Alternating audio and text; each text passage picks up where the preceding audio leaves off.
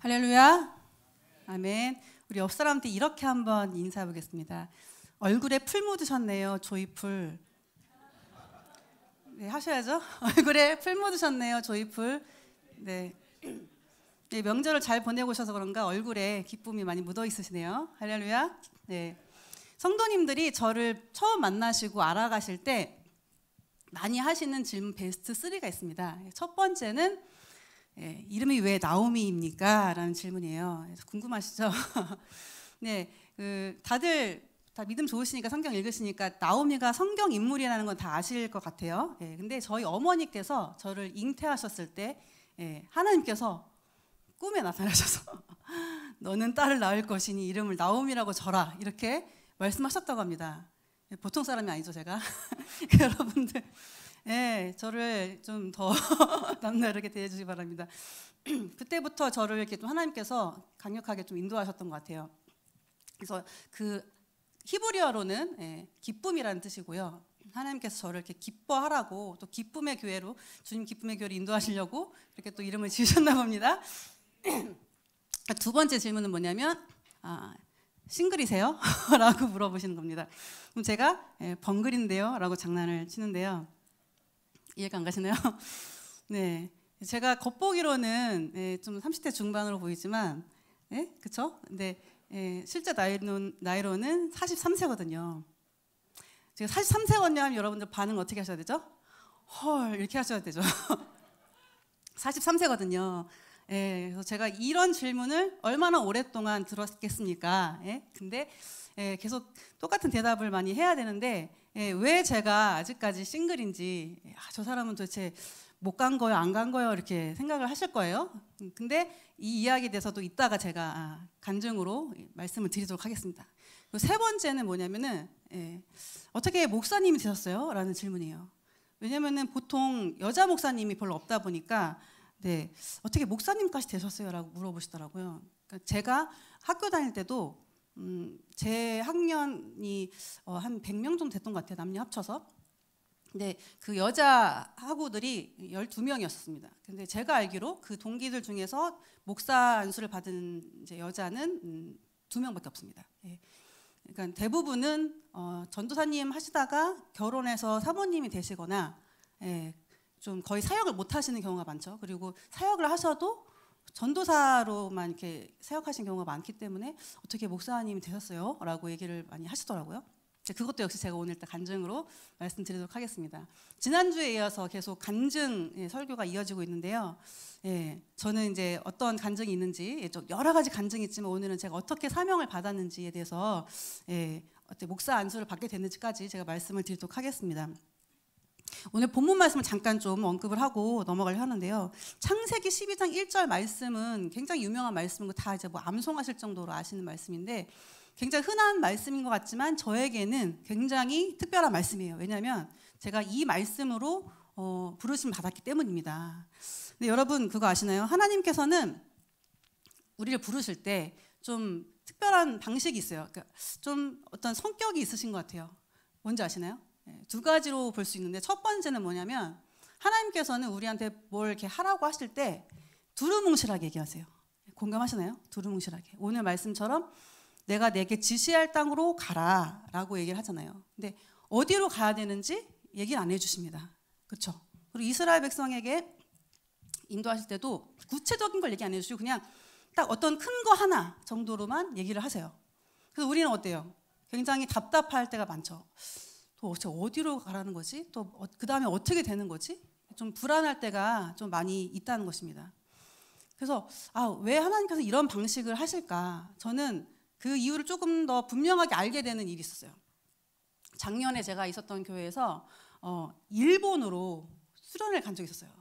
좀 청년들이 많이 있었던 교회인데 일본에 가서 수련회를 했는데 제가 총괄이어가지고 일본 그 일정을 다 제가 짜고 준비를 했었는데 담임 목사님께서 그 일정을 도착하기 전까지 절대 스텝이나 준비하는 사람들 말고는 절대 알리지 말아라, 공개하지 말아라 라고 얘기를 하시더라고요. 그래서 왜 그렇게 하시지? 라는 생각을 했었는데 알고 보니까 이제 그런 뜻이더라고요. 그러니까 그걸 만약에 미리 한 뭐 일주일 전이라도 공개를 했다.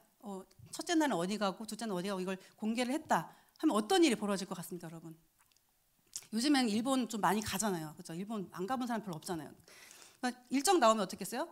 아, 나 여기 가봤는데, 또 여기는 별론데, 뭐 이런 얘기가 많이 나올 것 같아요, 그죠? 그래서 그런 일정이 미리 다 공개가 되면은 말이 많을 거라는 거죠. 그러니까 사람이 참 간사하기 때문에 좀 자기 좀 안다고 이렇게 이런저런 좀 이렇게 분석을 하게 될 거라는 거죠. 그래서 우리도 마찬가지인 것 같아요. 하나님께서 우리에게 어떤 마스터 플랜을 다 말씀해 주신다 하면은 우리는 어떨 것 같습니까? 왜 하나님이 왜 이런 걸 계획하셨지? 난 이건 좀 마음에 안 드는데? 이런 생각을 한다는 거예요. 근데 우리는 항상 뭔가 그런 마스터 플랜을 원해요. 그래서 좀 더 자세하고 내가 이번 연도에 무슨 일이 있을까? 내가 앞으로 뭘 준비를 해야 될까? 그래서 좀 안타깝게도 많은 기독교인들이 좀 이렇게 타로점을 본다든지 신년 운세를 본다든지 이런 분들도 계신다고 들었어요. 근데 여러분, 우리가 미래의 일을 미리 아는 게 별로 좋은 게 아닙니다. 하나님께서는 다 우리에게 생각이 있으셔서 딱 부분 딱 그만큼만 알려주시는 것 같아요. 그리고 하나님께서 우리에게 말씀하시는 방식 중에 또 두 번째 뭐냐면 내가 도저히 할 수 없는, 내 힘으로는 할 수 없는 것을 하라고 하실 때가 많습니다. 공감이 되시나요? 뭐 예를 들어서 우리 너무 바쁜 시기인데 훈련을 받으러 한다든지, 나는 전혀 그런 사람이 아닌데 순장을 하라고 한다든지, 여러분 다 그런 거 겪어보셨을 것 같은데 하나님께서 왜 우리에게 도저히 할 수 없을 것 같은 그런 일을 시키실까? 왜 그러셨을까? 왜 그러실까요? 왜 그러시냐면 하나님께서는 하나님의 능력으로 그 일을 행하길 원하시기 때문입니다. 공감하시나요? 우리 힘으로 하는 건 사역이 아닙니다. 하나님의 일은 하나님께서 하셔야 되고, 하나님께서 그 일을 통해서 자신을 나타내시고 자신의 능력을 보여주시기 위해서 우리에게 그 감당할 수 없는 일을 하라고 하시는 거예요.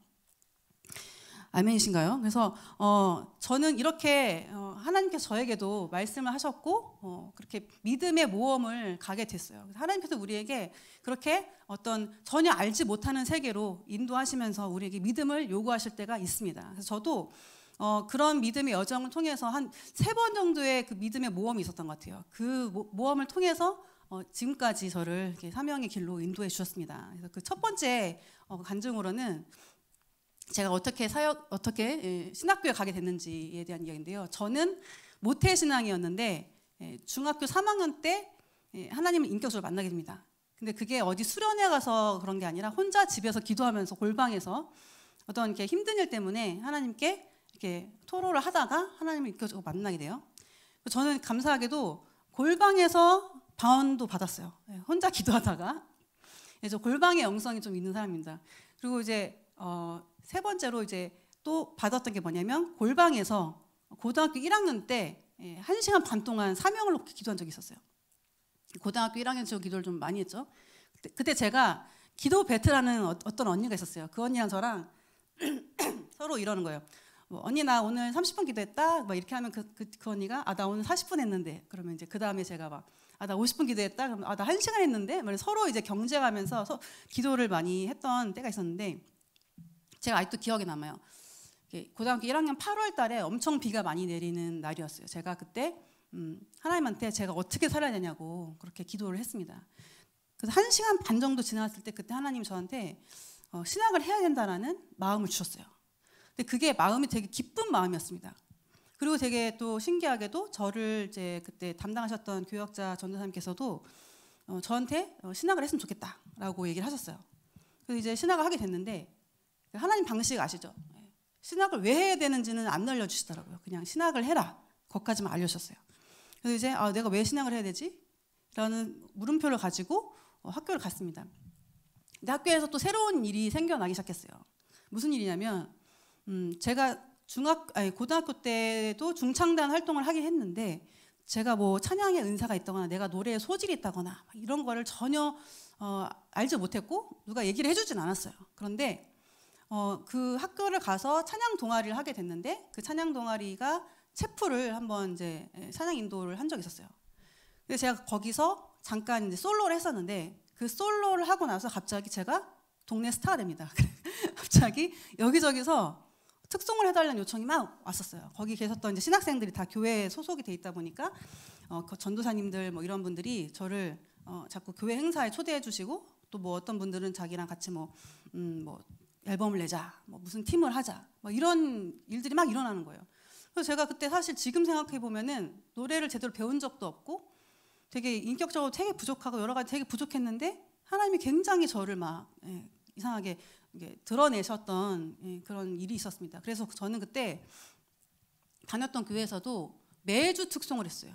그리고 무슨 어디 이렇게 이동하는 차량에서도 뭐 수련회를 간다 그러면은 그 차 안에서 노래를 시켜요. 그럼 저는 거기서 콘서트를 하는 거예요.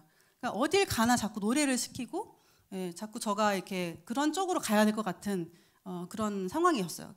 그래서 하나님께서 저에게 또 직접적으로 말씀을 통해서 제가 찬양 사역에 어떤 비전이 있다, 사명이 있다라는 것을 알려주셨습니다.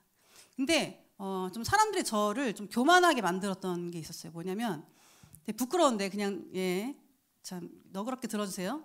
기도하시는 분들이 저한테 와가지고 내가 기도했는데 너 송정미 사모 뺨치는 찬양 사역자가 될 거야. 뭐 이러는 거예요. 그리고 어떤 분은 내가 기도했는데 너 뭐 그 힐송에 나오는 그 달렌차 목사님처럼 될 거야. 뭐 이런 식으로 저한테 되게 교만해지는 말을 해주더라고요. 그래서 제가 진짜로 너무 교만했었습니다. 그래서 그때 저는 내가 빨리 앨범을 내서 CCM계에 데뷔를 해가지고 막 디바가 되리라. 막 내가 막 빨리 인정받고 막 드러나고 싶고 막 이런 마음이 되게 많았어요.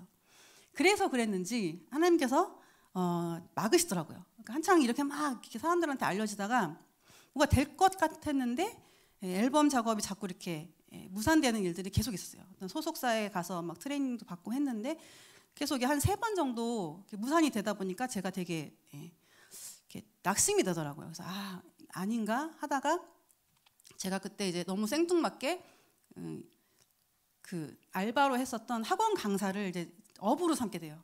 되게 갑자기 되게 생뚱맞은 전개죠. 제가 왜 학원 강사를 했냐면 저는 그때 신학교 가가지고 나는 그냥 찬양 사역자를 해야 되나 보다 그 생각밖에 없었고 내가 전도사를 한다든지 다른 걸 할 생각이 없었어요. 그리고 제가 뭐라고 좀 맹세를 했냐면 나는 절대 전도사 안 한다. 난 절대 목사 안 한다. 절대 신대원 안 간다. 절대 선교사 안 한다. 라는 이 맹세를 했습니다. 그냥 모르겠어요. 제 마음속에 나는 이것들 절대 안 한다. 난 사역 못 한다. 다른 거 사역 못 하겠다. 근데 여러분 절대라는 말을 하시면 안 됩니다. 그걸 하게 하세요. 하나님께서. 그래서 절대라는 말을 했지만 제가 그걸 다 하게 되는 놀라운 역사가 일어났는데 제가 그래서 그렇게 학원 강사를 한 8년 동안 하게 돼요. 그래서 초등학생, 중학생, 막 수학 강사, 뭐 초등학생은 뭐 주3까지 해가지고 막 전 과목을 다 가르치는 일을 했었는데 학원 강사를 하면서도 내가 이걸 왜 하고 있지? 막 이러면서 방황하는 시절을 보냈어요. 그냥 교회 집사로서 그렇게 살게 됐어요. 근데 여기서 이제 제가 남은 희망이 한 가지 있었습니다. 뭘까요? 앞으로 나는 그러면 찬양 사역도 못했고 하고 싶은 것도 없고 그러면 내가 할 수 있는 건 뭘까? 바로 결혼이다. 앞으로 나의 남은 진로는 결혼이다. 그래서 저는요 그냥 그렇게 생각했어요. 내가 그냥 믿음 좋은 남편 만나서 믿음의 가정을 꾸려서 교회에서 열심히 봉사하면서 교회 많이 하면서 그냥 그렇게 하나님의 일을 해야겠다. 그런 생각을 하고 있었어요. 그래서 이제 결혼을 할 수 있었을까요? 없었을까요? 할 수 있었던 때가 있었습니다. 저도 그냥 이렇게 지내던 건 아니고요. 30살 때 결혼을 할 뻔한 일이 있었습니다. 저는 이제 그분이 정말 결혼을 할 줄 알았어요. 근데 그분이 사실 믿음이 좋은 분도 아니었고 신앙 그 성품도 좋은 사람이 아니었어요. 그러니까 어른들이 막 이렇게 해가지고 만났었던 사람인데 저는 헤어진 게 너무 감사하다고 생각을 해요. 근데 그때 저는 어떤 마음이었냐면 찬양 사역도 못 하게 됐고 결혼도 못 하게 됐고 하고 싶은 것도 없고 그리고 제가 학원 강사를 한 10년 하니까 너무 회의감이 왔어요. 애들을 막 강압적으로 공부를 시켜야 되는 그런 게 너무 싫고 뭐 시험 대비 한번 시작하면 6주 동안 해야 되고 주일날도 막 와서 수업해야 되는 일도 많고 하니까 회의감이 느껴져서 도대체 내가 뭘 하고 살아야 되나 되게 낙심이 됐어요. 그리고 그때 제가 살던 부천 집에 좀 안 좋은 일이 있었어요. 위층에 사시는 어떤 그 아저씨가 자꾸 저의 집을 들여다보고 막 밤에 막 그렇게 들여다보고 그래가지고 제가 이렇게 너무 놀래가지고 이제 짐도 다 싸갖고 평택 본가로 들어갑니다. 그래서 거기서 이제 어렵게 학원 강사 자리를 구해가지고 거기서 이제 생활을 했었는데 그때 저는 이제 우울증에 시달리게 돼요. 하고 싶은 게 다 안 됐어요. 그렇잖아요? 소망이 없어요, 소망이.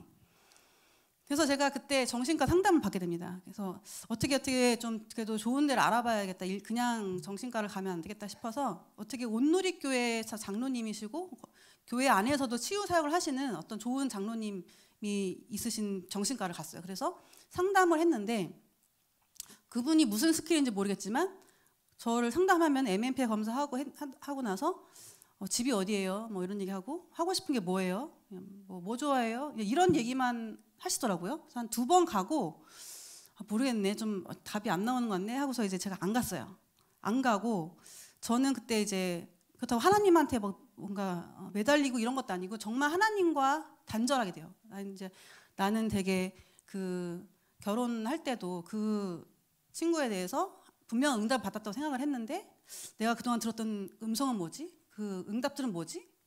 그래서 되게 회의감이 느껴져서 나는 하나님한테 이제 안 물어볼 거고 그냥 기도 막을 거야. 그냥 하나님 음성 안 들을 거야 하고서는 귀를 닫고 그냥 하나님과 대면대면한 그런 삶을 살았습니다. 근데 놀라운 게 또 뭐냐면요. 하나님이 어느 날 저한테 말을 걸으시더라고요. 뭐라고 말을 거셨냐면 오미야, 넌 하고 싶은 게 뭐야? 너의 꿈이 뭐니? 라는 질문을 하시더라고요, 저한테. 너무 제가 화가 났어요. 너의 꿈이 뭐니? 하고 싶은 게 뭐야? 그래서 뭐라고 했는지 아세요? 다 안 됐잖아요. 승질을 냈어요, 제가 하나님한테. 다 안 됐잖아요. 왜 물어보시는 거예요? 너무 화가 나서 다 안 됐는데 뭘 하라는 거예요? 하고 싶은 거 없어요. 그렇게 얘기를 했어요. 근데 하나님 계속 저한테 굴하지 않고 계속 내가 하고 싶은 게 뭐니? 네 꿈이 뭐니?를 계속 물어보시는 거예요. 그래서 근데 여러분 그거 아세요? 우리 이제 뭐 자녀분들 중에서 내가 뭘 하고 싶은지 모르겠다 이런 친구들 있잖아요. 근데 정말 뭐 자기를 잘 몰라서 그런 경우도 있지만 내가 정말 하고 싶었던 일들이 있었는데 그게 안 돼. 아니면 그걸 내가 그 정도로 내가 잘할 자신이 없다. 그러면 이제 그게 낙심이 되면서 내가 정말 뭘 할 수 있을지 좋아하는지를 모르게 된다고 하더라고요. 근데 제가 그때 그랬어요. 그래서 아무것도 내가 할 수 있는 게 없을 것 같다라는 생각했는데 그 뒤로 하나님이 좀 저를 이렇게 회복시켜 주시는 일들이 좀 있었고 하나님께서 저에게 또 어느 날 금요철야를 드리는데 저한테 그런 마음을 계속 주시는 거예요. 네가 할 일을 안 하고 있다. 네가 할 일을 안 하고 있다. 계속 그 말씀을 계속 주시는 거예요. 내가 뭘 안 하고 있지? 내가 뭘 해야 되지? 근데 계속 네가 할 일을 안 하고 있다. 그러면서 오늘 본문 말씀 창세기 12장 1절 말씀을 계속 저한테 주셨어요. 그래서 이 말씀이 계속 저를 따라다녔습니다. 뭐 영상을 봐도 그렇고 뭐 책을 봐도 그렇고 말씀을 펴도 그렇고 계속 이 말씀이 며칠 동안 저를 너무 괴롭히는 거예요. 그래서 이제 그때 알았어요. 하나님이 나한테 사역을 하라고 하시나 보다. 근데 제가 그때 너무 그걸 깨닫고 이게 진짜 거부할 수 없는 분명한 이제 부르심이구나라는 것을 깨닫고 어떤 마음이 들었냐면 너무 무서웠어요. 너무. 내가 무슨 전도사를 하지? 나 어떻게 먹고 살지? 이 생각 때문에 너무 무서웠어요. 그래서 제가 그때 학원 강사였잖아요. 그때 시험 대비가 시작돼가지고 막 너무 긴장도 되고 막 부담되고 이런 시기인데 저는 그 시험 대비보다 이게 너무 부담이 돼가지고 밥을 못 먹었어요. 진짜 이제 점심에 출근하는데 밥을 못 먹고 억지로 한 3숟갈 먹고 출근해서 너무 부들부들 떨려가지고. 근데 하나님께서 저에게 그런 마음을 주시더라고요. 너 안전할 거야. 너 괜찮을 거야. 그래서 저한테 이제 좀 주셨던 듣게 하셨던 말씀이 이문미 선교사님이 파송받을 때 이문미 선교사님이 고백했던 그 말씀을 저가 이렇게 듣게 해주시더라고요. 그게 뭐였냐면 이제 이문미 선교사님이 케냐 파송 받을 때 나이가 되게 어렸었고 조용기 목사님한테 이제 인터뷰를 받는 상황이었는데 왜 그렇게 위험한 데 가려고 하냐 여자가 너무 어리지 않냐 그래서 걱정이 된다고 이렇게 얘기를 하셨을 때 이문미 선교사님이 이렇게 얘기했다고 하더라고요. 하나님의 뜻이 없는 곳이 위험한 곳입니다. 하나님의 뜻이 있는 곳은 안전합니다. 저는 여기 있으면 위험합니다. 그렇게 얘기를 했다고 해요. 그래서 이제 오케이 해가지고 바로 이제 파송을 받았다 하는데 그 말씀을 저에게 이제 들려주시면서 거기 가는 게 내가 안전한 것이다. 라는 확신을 주셨어요. 그래서 제가 정말 너무 무서웠는데 믿음의 발걸음을 떼서 또다시 모험을 시작하게 됩니다. 근데 여러분 놀라운 일이 생겼는데 여러분 제가 이제 처음 그 신학교 왔었을 때도 왜 가야 되는지 몰랐지만 하나님께서 막 또 신학 찬양 사역을 막 또 일으켜 주셨던 것처럼 제가 이렇게 또 사역을 정말 제대로 시작을 하면서 하나님께 이게 믿음의 발걸음 뗐을 때 하나님 또 놀라운 일들을 경험하게 해주더라고요. 그러니까 제가 그 학원 정리하고 정말 본토 친척 아비 집을 떠나서 제 평택 집을 떠나서 이제 부천으로 다시 가게 됐는데 정리하고 가고 하느라고 그 사역 자리가 이제 한참 나오는 시기를 놓쳤어요. 그래서 12월 좀 중순에 가게 됐는데 그때 너무 신기하게도 면접도 안 보고 어떤 교회를 청빙 받게 돼요. 그래서 그 교회를 가게 됐는데 제가 처음으로 맡은 사역이 유치부 사역이었어요. 그 유치부는 제가 한 번도 해보지 못한 사역이었습니다. 저는 초등학생 전문이었어요. 교회에서도 초등부를 되게 많이 했었고 이제 학원에서도 초등부를 많이 했었기 때문에 저는 초등부를 정말 제 손바닥 위에 올려놓고 주락펴락하는 그런 사람이었는데 유치부는 제가 전혀 뭐 조카를 돌봤다거나 무슨 교회 안에서도 뭐 이렇게 뭐 아이들을 이렇게 만났었거나 그런 적이 없었고 전혀 몰랐어요. 그래서 되게 막막했었어요. 근데 이제 어떻게 좀 뭐 아는 전도사님 친구들 통해서 좀 자료도 얻고 했는데 하나님께서 놀랍게 도와주시는 것들 많이 경험했습니다. 뭐 예를 들어서 제가 천사 복장을 하고 설교를 해야겠다라는 생각을 했어요. 그래서 이제 성가대 가운을 가지고 이렇게 입고 그럼 날개를 어떻게 하지? 그래서 날개를 그냥 부직포로 만들까? 뭐 이렇게 생각을 하고 있었는데 뭐 옆에 전도사님이 갑자기 전도사님 제 캐비넷 구경하실래요? 그러더니 캐비넷을 쫙 이러는데 거기에 무슨 삐에로 복장부터 시작해서 막 동물 옷이랑 막 있는 거예요. 근데 거기에 천사 날개가 딱 있는 거예요. 그래서 전도사님 저 이거 좀 빌려주세요. 뭐 그렇게 해서 이렇게 받는다든지 뭐 소품이나 여러 가지 준비해야 될 것들 하나님께서 놀랍게 인도해 주신 경험들을 되게 많이 하게 됩니다. 그리고 사실 제가 뭐 이렇게 잘하진 못했는데 제가 너무 막막했던 경험이 있어서 혹시나 좀 그렇게 어려우신 분들이 있을까봐 제가 설교했던 것들 아니면 내일 설교할 것들에 대해서 제가 이렇게 그때 페이스북에다가 제 그 자료를 많이 공유를 했었어요. 그때 어떤 일이 생겼냐면 여기저기서 전도사님들이 연락이 오는 거예요. 그래서 자기 좀 도와달라고. 그래서 막 저희 교회 탐방을 온다든지 저한테 와가지고 컨설팅을 받는다든지 이런 일들이 막 생기게 된 거예요. 그러니까 사실 잘하는 분들은 되게 많습니다. 근데 그 자기 자료를 공개하는 사람은 별로 없거든요. 그러니까 제가 이제 공개를 해주니까 여기저기서 저한테 도움을 요청하는 일이 생겼어요. 사실 저는 몇 년 되지도 않은 초보였는데 하나님께서 또 도와주시니까 그 일을 감당할 수 있는 지혜를 허락해 주시더라고요. 그리고 또 이제 경제적인 문제가 남아있잖아요. 나 어떻게 먹고 살지? 근데 하나님이 또 놀랍게 어떻게 해결해 주셨냐면 제가 이제 파트 전도사였는데 그때 교회에서 그 선임 목사님께서 저한테 제가 주중에 일을 해야 되는데 괜찮을까요? 했더니 좀 자유로운 일을 했으면 좋겠대요. 그래서 자유로운 일이 어딨어? 그래서 어떻게 해야 될까 했는데 그 목사님께서 저한테 교회에서 레슨 하셔 이러시는 거예요. 그래서 그 교회가 좀 그래도 규모가 한 1000명 정도 모이는 교회였는데 그 전도사님 한 분을 제가 시작으로 레슨했는데 그 전도사님이 음치였습니다. 그래서 신방을 가도 음을 못 맞추고 누구나 다 그분이 음치라는 걸 알았는데 그분이 갑자기 되게 많이 좋아지는 걸 사람들이 보면서 레슨생들이 막 몰려왔어요. 그래서 한 10명을 제가 레슨을 하게 됐어요. 그래서 파트 전도사인데 매일 교회를 가서 레슨을 하게 됐어요. 그래서 하나님께서 놀랍게 그렇게 또 채워주셔서 딱 먹고 살 만큼 그렇게 주시더라고요. 그래서 하나님께서 놀랍게 그렇게 지혜를 주시고 감당하실 능력 주시고 이렇게 재정적인 것도 채워주시면서 하나님께서는 다 책임져 주시는구나, 놀랍게 해주시는구나라는 경험했어요. 제가 그때 2013년도 12월 21일 오후 3시부터 제가 사역을 했거든요. 근데 제가 그렇게 믿음의 발걸음을 떼고 나서 새로운 세상이 열리는 걸 보고 제가 어떤 고백을 했냐면 하나님 저는 2014년도 12월 21일 이전으로 돌아가고 싶지 않습니다 라고 고백을 했어요. 나는 더 이상 옛날로 가고 싶지 않다. 근데 사실 저는요 제가 하나님 저를 다시 사역으로 부르실 때 뭐라고 했냐면 하나님 저 그냥 이대로 사는 것도 괜찮아요, 나쁘지 않아요 라고 했거든요. 그러니까 제가 뭐 우울하기도 했고 뭐 회의감도 느끼고 했지만 그래도 학원에서 그래도 인정받고 뭐 먹고 살만 했거든요. 그래서 그냥 편하게 살고 싶었어요, 편하게. 근데 하나님께서 부르셔서 정말 너무 바들바들 떨면서 믿음의 모험을 했는데 너무 놀라운 세상이 열리고 하나님께서 일하시는 걸 경험을 하고 그러니까 제가 와 내가 사역 진작에 할 걸 이라는 생각이 들더라고요.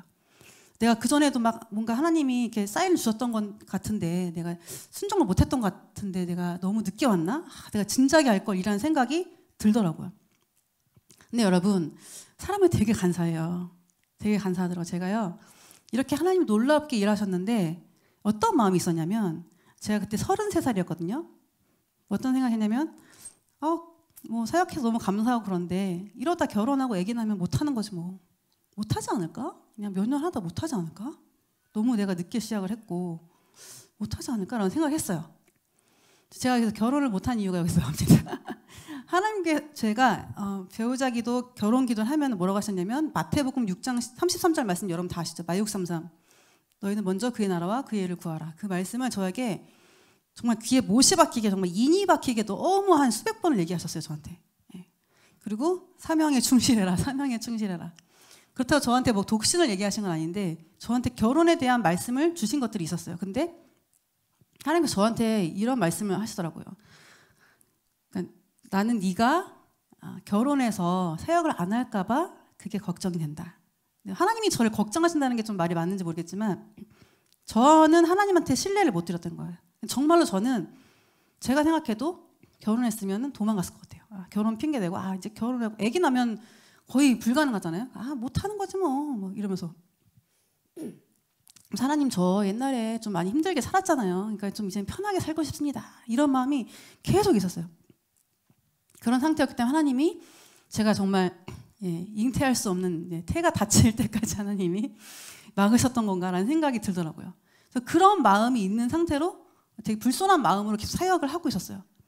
근데 그러는 가운데 또 하나님이 또 한 번의 또 믿음의 모험을 하게 하세요. 뭐였냐면 제가 그때 이제 한 1년 동안 처음 사역 시작하고 1년 동안은 좀 여유롭게 지냈어요. 그냥 파트로 사역하고 주중에 레슨하고 레슨을 뭐 하루 종일 하는 게 아니라 한두 시간 하는 거니까 교회 가서 레슨하고 오고 되게 여유롭게 낮에 이렇게 유튜브 자료 막 연구하면서 그렇게 지냈는데 어느 날 하나님이 제가 선교에 대한 책을 읽고 있었는데 사실 제가 그 전도사에 대한 부름을 주셨을 때 선교사에 대해서도 부름을 주셨었어요. 그래서 선교사에 대해서 언젠가는 가나보다라고 생각을 하고 있었는데 선교사에 대한 책을 읽고 있었을 때 하나님께서 갑자기 저한테 너무 분명한 목소리로 네가 선교사가 되려면 목사님 돼야 되지 않겠니?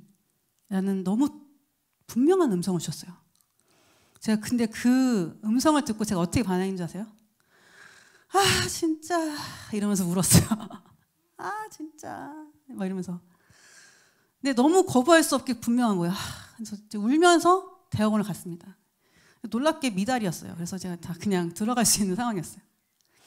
그래서 제가 그렇게 해서 제가 신대원을 갔습니다. 근데 신대원 가서 그냥 또 너무 3년 동안 바쁘게 지냈죠. 뭐 내가 목사를 하나 안 하나 이런 생각을 할 겨를이 없이 찬양 사역도 하고 뭐 일도 하고 뭐 교회 사역하고 하면서 정신없이 지내고 있다가 정말 이제 사무총회에서 이제 저를 이제 그 목사로 청빙하는 거 이제 안수 받는 거에 대해서 결정을 하고 막 사람들이 저한테 축하드려요 뭐 이러는 거예요. 12월 달에. 그래서 와 이거 어떻게 못하나? 막 이런 생각이 들었었어요. 어떡하지? 막 이랬는데 제가 2021년도 4월 8일 날 안수를 받았거든요. 근데 그 4월 전까지 한 1년 1월부터 한 3개월 동안 방황을 했어요.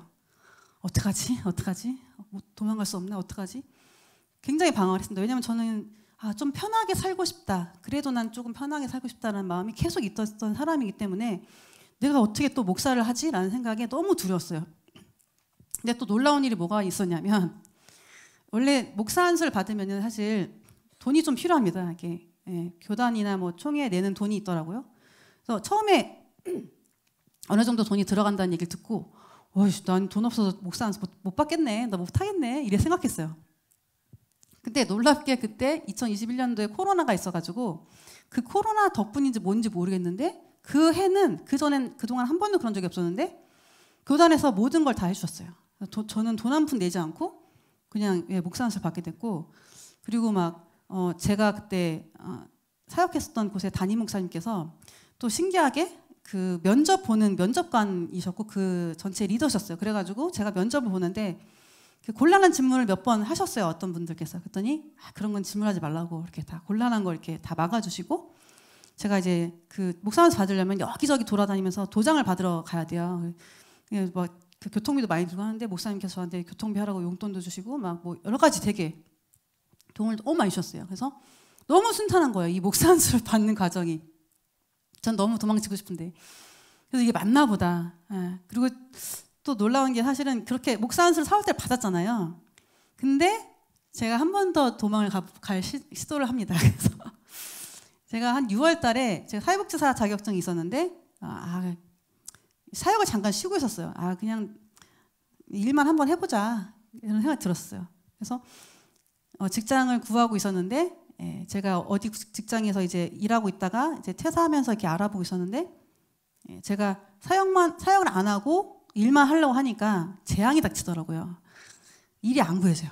일이 너무 안 구해지고 면접도 계속 안 되고 그래서 진짜 정말 경제적으로 굉장히 어려워지는 그런 상황이 왔어요. 그래서 정말 도저히 이제는 어떻게 할 수가 없는 되게 위험한 상황이 왔습니다. 그래서 제가 그때 하나님께 뭐라고 했냐면 하나님 죄송합니다. 사역할 테니까 사역할 테니까 좀 일자리 좀 주세요. 그랬더니 하나님께서 파트로 일을 하고 파트로 또 사역을 할 수 있게 직장과 사역지를 다 주셨어요. 그래서 제가 그때 나는 안 하면 큰일 나는구나. 그래서 그때 정신을 차리고 그때는 정말 이제 내가 할 수밖에 없구나. 그래서 정말 마음으로 이제 순종을 하게 되었던 그런 일들이 있었습니다. 그래서 저는 목사가 된 거에 대해서 이제 그 이후로는 하나님께 저를 또 인도하시는 것들 경험하면서 내가 목사하기를 잘했다라는 생각이 들었어요. 저는요, 제가 목사가 안 됐고 하나님께서 이렇게 불러주지 않으셨으면 저는 그렇게 생각해요. 저는 계속 우울증에 시달리면서 하나님을 원망하면서 그렇게 살았을 것 같아요. 근데 저를 이렇게 불러주셨기 때문에 그런 과정 속에서 하나님을 새롭게 발견하고 이런 놀라운 세계가 있다는 것을 깨달으면서 제가 정말 많이 변했거든요. 너무 많이 변했거든요. 그래서 하나님께서 저를 살리시려고 저를 위해서 하나님을 위해서도 있겠지만 저를 위해서 이렇게 목사로 불러주신 게 아닌가라는 생각을 하게 됩니다. 그래서 저는 이렇게 여러 가지 과정을 거쳐서 이 자리까지 오게 됐는데요. 이렇게 믿음의 모험을 하다 보니까 사실 여러분 하나님께서 처음 부르실 때는 되게 부담스럽고 무섭잖아요. 근데 그 믿음의 걸음을 떼면 하나님께서 일하시고 하나님이 새로운 세상을 열어가신다는 것을 제가 경험을 하게 됐습니다. 할렐루야. 공감하시죠 여러분? 여러분은 그럼 믿음의 모험을 하신 적이 있나요? 꼭 목회자가 아니어도 우리 성도들에게 하나님께서는 믿음의 도전을 하실 때가 있고 믿음의 어떤 부름, 사명으로 부르시는 경우들이 있습니다. 근데 우리가 두려운 게 정상이에요 사실. 그런데 그 두려움을 극복하는 것도 하나님께서 해주시고요. 믿음의 발걸음을 뗄 때 하나님이 일하시고 새로운 세상을 열어주시는 걸 믿습니다. 할렐루야. 또한 그렇게 믿음의 걸음을 뗄 때 우리의 삶 속에서 하나님께서 일하시고 하나님 나라를 세워가시는 줄 믿습니다. 제가 그것을 경험했고 이 시간 이렇게 증거하는데요. 여러분들의 삶 가운데 하나님께서 일하시고 하나님 나라를 세워가시기를 원하십니까? 할렐루야. 그래서 우리가 이 시간 좀 결단했으면 좋겠어요. 하나님, 내가 혹시 그동안 하나님 나한테 얘기하셨는데 모른 척한 거 아닐까요? 하나님, 제가 혹시 순종하지 못했던 게 있다면 용서해 주시고 깨닫게 해주시고 제가 이제는 순종할 수 있겠어요. 하나님께서 어떤 믿음을 요구하실 때 제가 기쁘게 반응하고 기대할 수 있는 그런 믿음을 주세요 라고 기도하셨으면 좋겠고, 우리 주님 기쁨의 교회 모든 성도님들 삶 가운데 하나님께서 역사하셔서 우리의 삶을 통해서 하나님께 영광 받으시고 하나님 나라를 세워가시기를 주님의 이름으로 축원합니다. 아멘. 우리 찬양하시고 기도하겠습니다.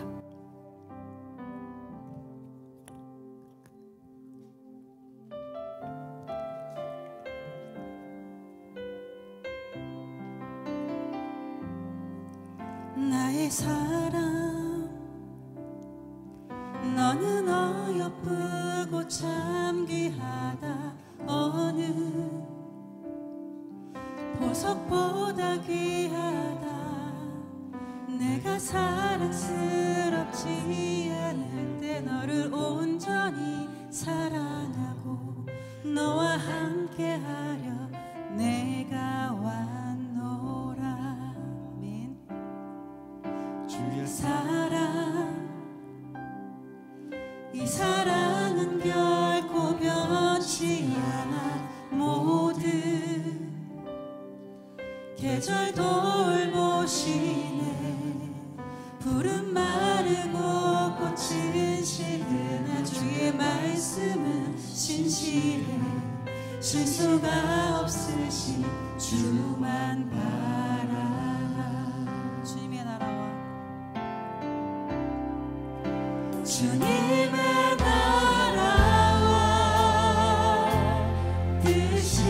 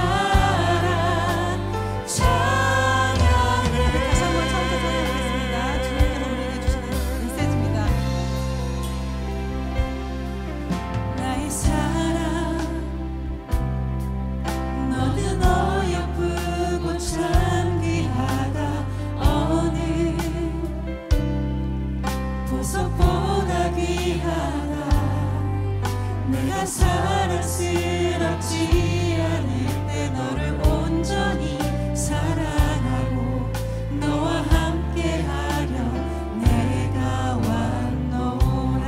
주의 사랑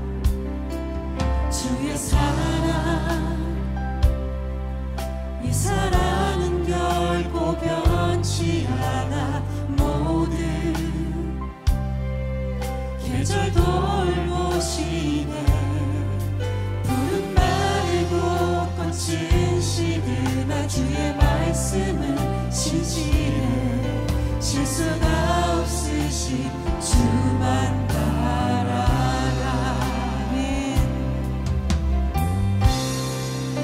주님의 나라와 뜻이 나의 삶 속에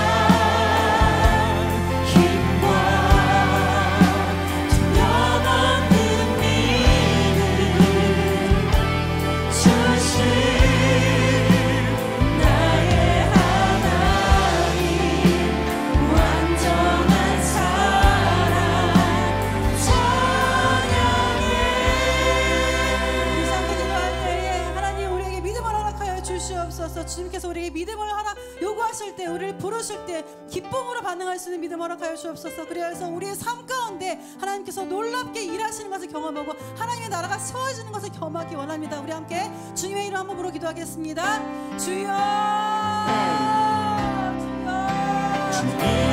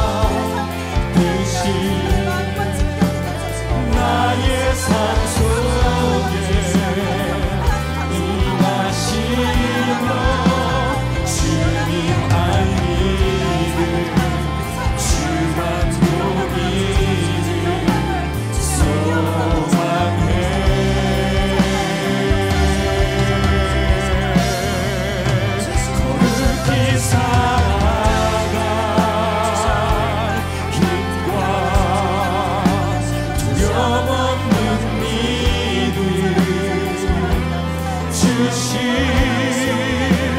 나의 하나님 완전한 사랑 찬양해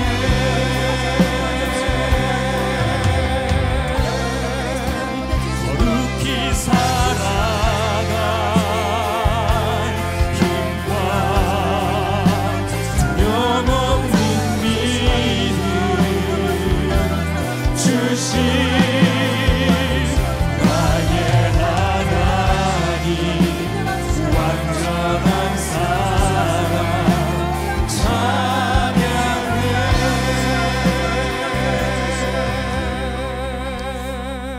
하나님 감사를 드립니다. 부족한 우리는 하나님 자녀 삼아 주시옵시고 우리를 불러주셔서 우리와 동역하시고 우리를 통해서 일하심을 너무나 감사를 드립니다.